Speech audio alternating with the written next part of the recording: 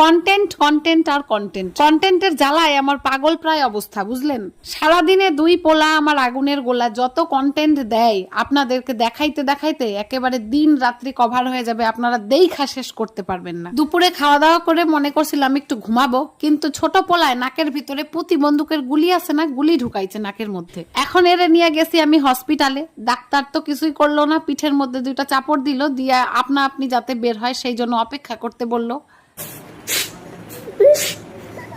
করো করো করো,